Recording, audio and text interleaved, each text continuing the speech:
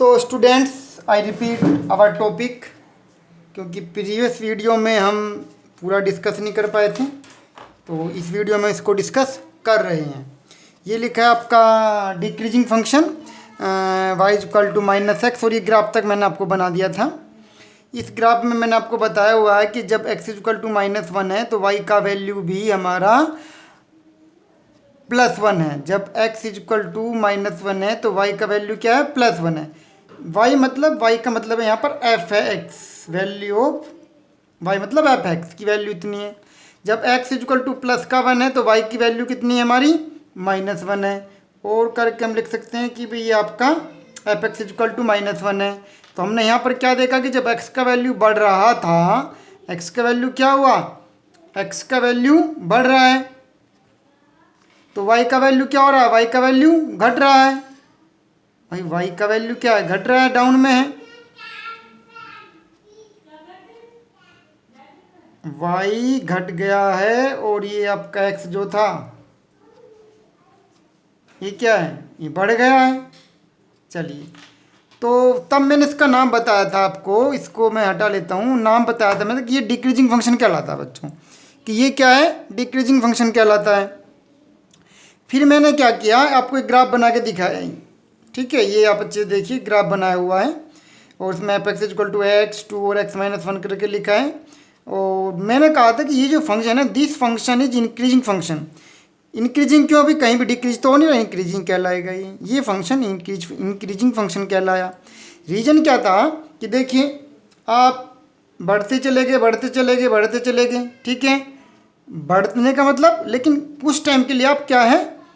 Stable रहे, बढ़े ना घटे, ठीक है, और फिर बढ़ते चले गए, है ना, बढ़ते चले गए मतलब इंक्रीज होते चले गए। तो ऐसे फंक्शन को मैं इंक्रीजिंग फंक्शन कहता हूँ।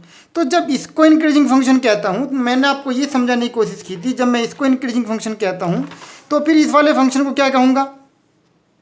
तो भाई इस फंक्शन को क्या कहूँगा मैं? स्ट्रिक्टली इंक्रीजिंग फंक्शन, क्योंकि ये तो कहीं स्टेबल भी नहीं हुआ, चल बढ़ता ही रहा बढ़ता ही रहा बढ़ता ही रहा, ठीक है ना। तो ये स्ट्रिक्टली इंक्रीजिंग फंक्शन होता है। और ये मेरा ये वाला जो फंक्शन था ये क्या है? ये इंक्रीजिंग फंक्शन होता है। और ये वाला जो फंक्शन था ये क्या? स्ट्रिक्टली डिक्रीजिंग फंक्शन होता है। यही मैं एक्सप्लेन कर रहा था ओपन कैमरा से, लेकिन वो 10 मिनट से ज़्यादा वीडियो अब ले ही नहीं पाया। इसके बाद मैंने आपको ये पेज नंबर 199 जो आपके एनसीईआरटी की बुक है जो मेरे पास है, मतलब उसमें से मैंने आपको ये समझाने की कोशिश की कि ये इंक्रीजिंग फंक्शन डिक्रीजिंग फंक्शन है, स्ट्रिक्टली इंक्रीजिंग फंक्शन और स्ट्रिक्टली डिक्रीजिंग फंक्शन एल्जेब्रिकली क्या होते हैं, डेफिनेशन बताएं। डेफिनेशन याद करना बहुत ही आसान है। कैसे? Let I be the open interval, आपको दिख रहा होगा, let I be the open interval in the domain of the real valued function f, then f is said to be increasing, मतलब ये इंक्रीजिंग फंक्शन होगा। ऐसे ऐसे याद कर लो, ऐसे याद कर लो भाई। कैसे बताऊं आपको याद करने का तरीका? ऐसे याद कर लो कि फंक्शन आपका क्या है? इंक्रीजिंग होगा इफ x1 छोटा है x2 से, इम्प्लाइज दैट, इतना सा तो याद कर सकते हो। और बस ये तीन लाइन को ध्यान से सुन लो। यहाँ इंक्रीजिंग लिखा है, यहाँ स्ट्रिक्टली लिखा है, तो क्या नहीं किया है? इक्वल टू का साइन नहीं आया है। फिर ऐसे यहाँ पर है डिक्रीजिंग होगा x1, वही x1 छोटा x2 से, लेकिन यहाँ क्या इक्वल टू का साइन आया है, इस वाले साइन से ये बदल गया है। स्ट्रिक्टली डिक्रीजिंग होगा, वही x1 x2 से छोटा है, और ये क्या है यहाँ पर इक्वल टू का साइन नहीं आया, ख़त्म बात। और बरसात होने लगी है, तो बरसात की आवाज़ भी आएगी आपको। तो क्या करूँ, स्टॉप कर दूँ? कितना टाइम हुआ है? 4 मिनट हुआ है। थोड़ा सा और बढ़ लेता हूँ। तो अब हम इससे आगे थोड़ा बढ़ते हैं बच्चों, ठीक है, कि अब जब हमारे सवाल आएंगे तो हमें सवाल कैसे करने हैं, ये सब डिस्कशन एक एक नंबर वाले सवाल के लिए हो गया था। तो उसके लिए हम क्या करेंगे, एक थ्योरम नंबर 2 है हमारी इसमें एनसीईआरटी बुक में ही, उसके अकॉर्डिंग अपने सवाल करेंगे। और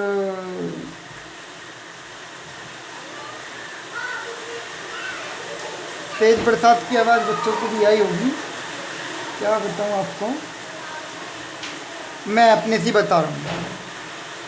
डेरिवेटिव टेस्ट,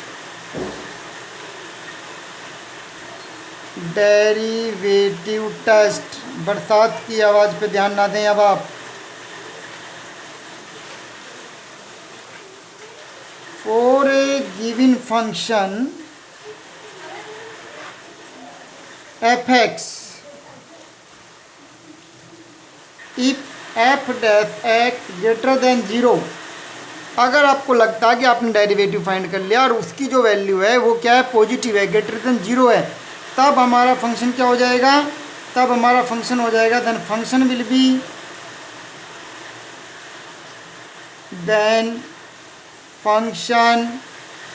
बी इंक्रीजिंग।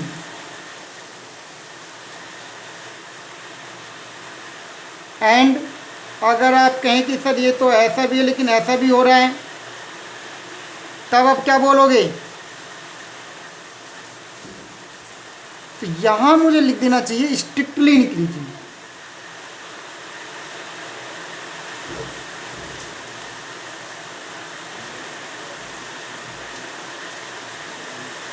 ठीक है, इसमें इंक्रीजिंग लिख दूंगा।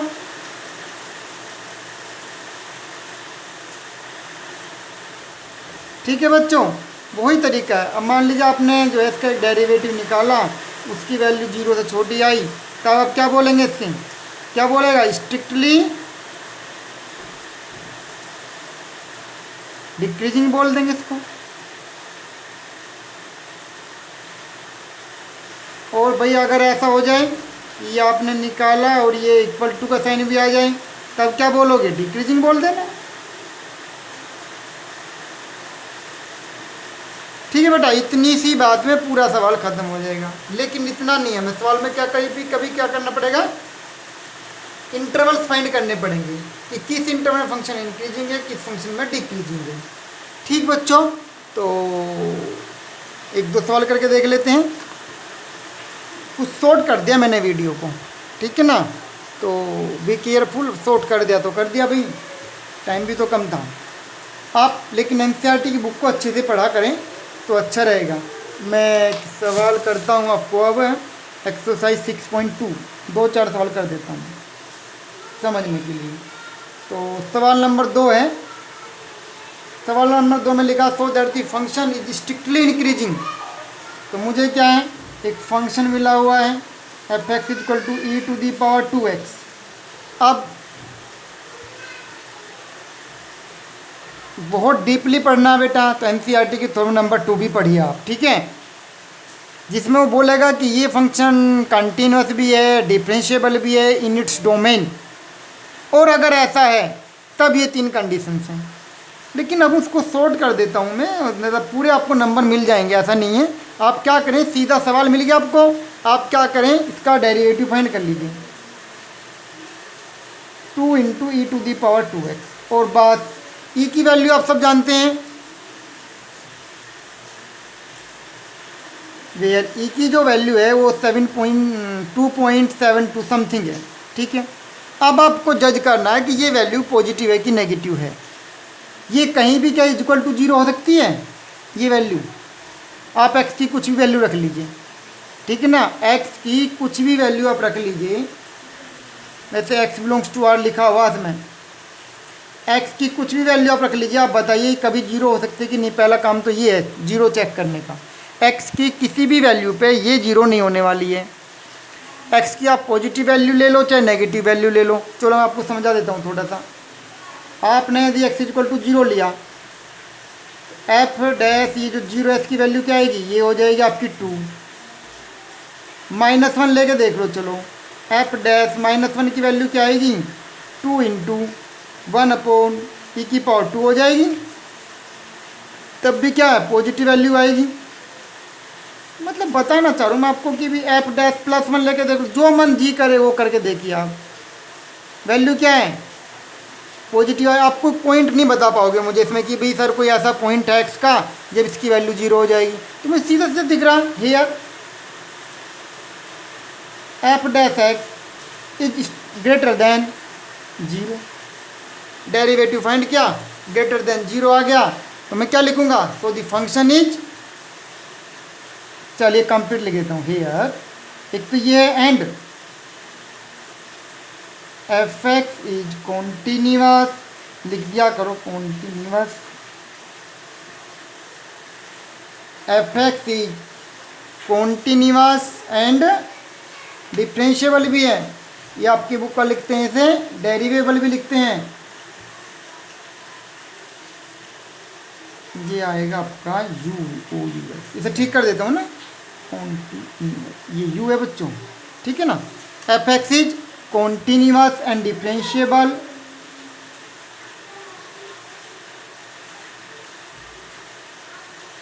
पहली बात in its domain, in its domain. ये लाइन तो आप रट्टा मार लो, फ्रेम कर लो, लिख सकते हो भाई ये आपका क्या है, कंटिन्यूअस है, डिफरेंशिएबल है, और उसका डेरिवेटिव आप फाइंड करके देखा, वो क्या है, 0 से बड़ा आया है, तो फंक्शन इज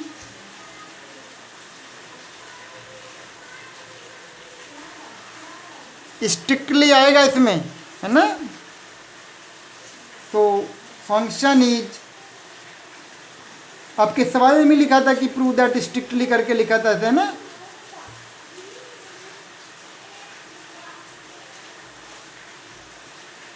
स्ट्रिक्टली इंक्रीजिंग,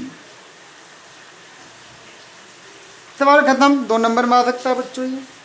लेकिन ये तो भाई आप याद ही रख लो। अच्छा, इसमें सवाल आप ये कर सकते हैं कि ये है क्या एक्चुअली में, अरे डेरिवेटिव क्या है, स्लोप है, किसी भी पॉइंट पर किसी फंक्शन का स्लोप है, ये 11th क्लास में पढ़ाए थे आपको, स्लोप है ना। तो कहना चाह रहा है कि स्लोप का जो वैल्यू है वो क्या होना चाहिए, वो नेगेटिव नहीं होना चाहिए स्लोप, है ना। ये कहना चाह रहा है कि अच्छा dy upon D x actually में स्लोप है, मतलब टेन थीटा है, ठीक है। तो यहाँ जो आपका टेन थीटा का जो वैल्यू है ये क्या आना चाहिए, पॉजिटिव आना चाहिए। टेन थीटा का वैल्यू कहाँ कहाँ पॉजिटिव आता है पता है आपको, फर्स्ट क्वाड्रेंट है पूरा पॉजिटिव आता है टेन थीटा, यहाँ नेगेटिव हो जाता है। मीन्स जो स्लोप है वो 0 से लेकर कहाँ तक, 0 से लेकर 90 के बिटवीन होना चाहिए। अगर इस कर्व का किसी भी पॉइंट पर आप स्लोप लें और उसमें जो थीटा आता है वो क्या है कि 90 डिग्री से कम आता है, तो समझ लीजिए कि फंक्शन इंक्रीजिंग है। ये इसका थोड़ा ज्योमेट्रिकली डेफिनेशन था, वो नहीं पूछना चाह रहा आपको, लेकिन इतना आपको याद आना चाहिए, आपको ये समझ में आना चाहिए। 12 मिनट हो गई, और 1-2 सवाल और देख लेता हूँ। भाई स्ट्रिक्टली लिखा था तो आप कर सकते हैं, एक सवाल मैं छोड़ देता हूँ, हालांकि टाइम कम था इसलिए। ये थर्ड वाला आप खुद करके देखना बेटा, इंटरवल दिए हुए हैं, मतलब डोमेन आपको दी हुई है, खुद कर लेंगे। और इतनी बार आया है सवाल, क्या करूँ, टाइम की शॉर्टेज है। चलिए मैं 7वां सवाल डिस्कस करता हूँ सीधा आपके साथ। ये 7वें सवाल में लिखा कि आपको एक फंक्शन मिलेगा y, मैं करके लिख दूँ इसको, ओ f x is equal to log 1 plus x, और ये लिखा minus 2x upon 2 plus x, और बताया डोमेन के बारे में जो x का वैल्यू है ग्रेटर देन -1। इसमें देखो स्ट्रिक्टली वर्ड नहीं लिखा, इसमें लिखा इज ए इंक्रीजिंग फंक्शन, ये कह रहा है। तो आप एक लाइन तो रट्टा मार ही लो कि ये जो फंक्शन है, रट्टा भी मत मारो, याद कराता हूँ आपको। ये वाला फंक्शन बताइए, रेशनल फंक्शन है, ठीक है। रेशनल फंक्शन जितने भी हैं सबके सब कंटिन्यूस होते हैं, डिफरेंशिएबल भी है, लॉग फंक्शन है, कंटिन्यूस है, कहीं से ब्रेक नहीं हो रहा है, जब ब्रेक नहीं हो रहा तो डिफरेंशिएबल भी है, ठीक है। चलिए अब लिख देना इस लाइन को कि ये आपका जो फंक्शन है ये कंटिन्यूस भी है और डिफरेंशिएबल भी है। आपको log x की डिफरेंशिएबिलिटी आपको टेस्ट करनी है यदि, तो 1/x आता है इसका, है ना, ठीक है। कंटिन्यूटी में चेक करते हैं और डिफरेंशिएबिलिटी में क्या है, x प्लस h, आप करके देख सकते हैं, कोई बड़ी बात नहीं, ठीक है, वो आप लिख लें। अब वो डोमेन ही बता दिया कि भी आपको जो x की वैल्यू है वो ये लेनी है, क्योंकि देखो -1 लेते ही तो फंक्शन ही अनडिफाइंड हो जाएगा। x इक्वल टू -1 लोगे आप यहाँ, तो ये हो जाएगा आपको log 0 तो अनडिफाइंड होता है, ऐसा भी नहीं करना है। और इसमें क्या स्ट्रिक्टली वर्ड भी नहीं लिखा है, ठीक है। तो मैं सीधा सीधा इसमें क्या करता हूँ, f' फाइंड करता हूँ, कोई कठिन काम नहीं है, 1/1 प्लस एक्स, ठीक है। और ये तो करना पड़ेगा, तो करो भाई, करना तो पड़ेगा। पिछले जो आपने पूरा चैप्टर किया है उसका यूज यहाँ पर कर लेंगे हम। चलो मैं भी कर देता हूँ इसको, तो 1/1 प्लस एक्स, ये सवाल होगा लगता है, हाँ ये तो कर ही लेंगे बेटा हम।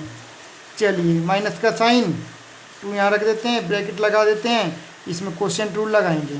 तो क्वोशिएंट रूल क्या था, जो आपका ये न्यूमरेटर है उसका डिफरेंशियल कर दो आप,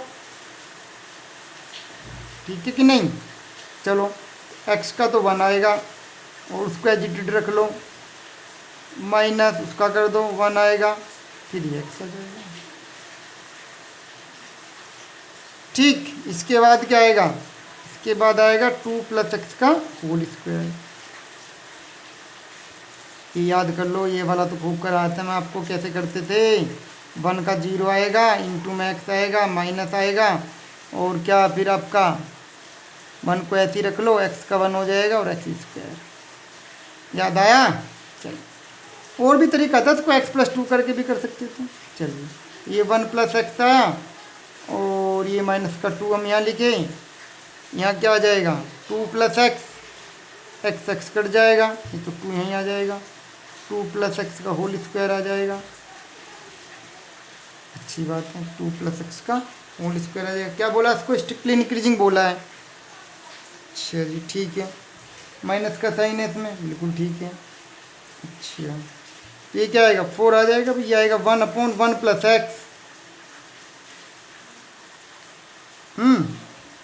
-4/2 + x होल स्क्वायर। अब इन दोनों में देखना अभी कौन छोटा और कौन बड़ा है।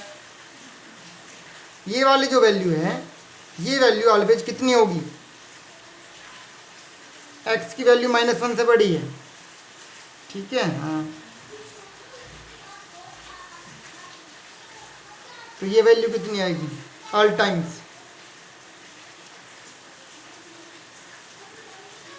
सो that the function is increasing function है ये। अच्छा और ये वाला जो डेरिवेटिव है, अगर मैं x = 0 लूँ तो कितनी वैल्यू देगा, x = 0 पे ये तो 0 दे रहा है वैल्यू, बहुत अच्छे। अच्छा अब मुझे ये जज करना है, ये लिखना है बच्चों कि भाई ये जो वैल्यू है ये पॉजिटिव ही होगी, है ना। सिंप्लीफाई करके दिखाता हूँ, है ना। चल 3 मिनट में मैं इसको सिंप्लीफाई करूँगा। 1/1 + x -4 2 + x का होल स्क्वायर। भाई क्या कर लूँ, ज़्यादा से ज़्यादा मैं क्या कर सकता हूँ, एलसीएम ले लूँगा। तो 1 + x 2 + x whole square, 2 + x का whole square -4 -4x 4 + x square plus का 4 माइनस का 4 माइनस का 4x। कुछ गड़बड़ हो रही है, बताओ क्या, यहाँ 4x आएगा ये वाला, ठीक। डिवाइड में आ जाओ, 1 + x 2 + x होल स्क्वायर = को ये 4 तो इससे कटेगा, 4x इससे कटेगा, क्या बचा x² 2 + x square into 1 + x। चलिए और देखो इसको मैं क्या लिख सकता हूँ, 1/1 + x multiply x/2 + x whole square. This quantity is always positive. इसके बारे में बताओ, जबकि आपको पता कि आपको x की वैल्यू क्या लेनी है, -1 से ज़्यादा ही लेनी है। अगर हम नंबर लाइन बना लें तो यहाँ पे 0 लिखेंगे, यहाँ पे -1 लिखेंगे, यहाँ पे +1 लिखेंगे। -1 से बड़ी कुछ भी वैल्यू आप यहाँ रखो, -1 से बड़ी माइनस का 0.5 है, तो ये वैल्यू क्या ऑलवेज पॉजिटिव आएगी। तो मैं क्या लिख दूँ, पॉजिटिव मतलब 0 से बड़ी आएगी, 0 से बड़ी आएगी। ये बताओ कि भाई 0 पे कितनी आएगी वैल्यू, 0 पे तो ये वैल्यू 1/2 हो जाएगी,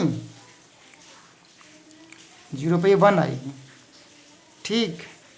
ये आपका 2 + x था, ये वैल्यू हमारी 0 पे तो भाई तो कोई 1 आएगी और वो 0 आएगी। हाँ तो 0 आ जाएगी ना, ये 0 पे 0 आ रही है तो मैं = का साइन भी लगा दूँ। अच्छा एक = का साइन भी लगा रहा हूँ, दिखा भी रहा हूँ। @ x = 0 f' x = 0 हो रहा है।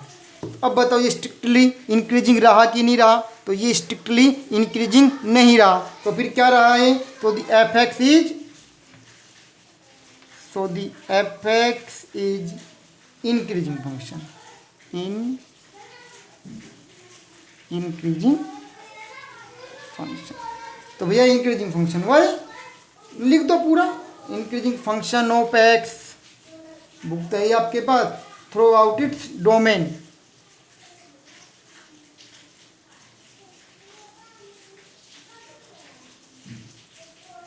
चलिए बच्चों, कोई डाउट तो नहीं है? एक बार रिपीट कर दूं, ये सवाल कितनी बार एग्जाम में क्योंकि आया है।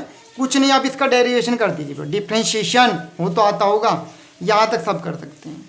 और मुझे पहले ही पता था कि प्रूव करने वाला सवाल है इंक्रीजिंग दिखाना, मुझे स्ट्रिक्टली इंक्रीजिंग नहीं दिखाना, इंक्रीजिंग दिखाना था। तो मैं इसको सोल्व करते करते यहाँ तक आया, क्योंकि स्ट्रिक्टली वर्ड नहीं था इसलिए मैं सोच रहा था कि मुझे पॉइंट मिल जाए, इक्वल टू वाला भी मैंने लिख भी दिया है कि ये ऐसा है। बस इतना करना था, सवाल हो गया। अब दूसरी टाइप के सवाल शुरू होंगे। तो भाई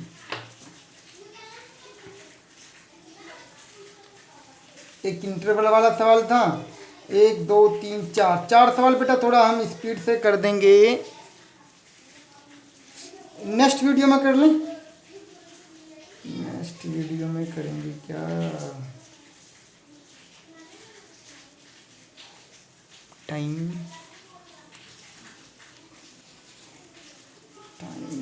ठीक है बेटा, स्टॉप करते हैं, नेक्स्ट वीडियो में बनाएंगे इसको।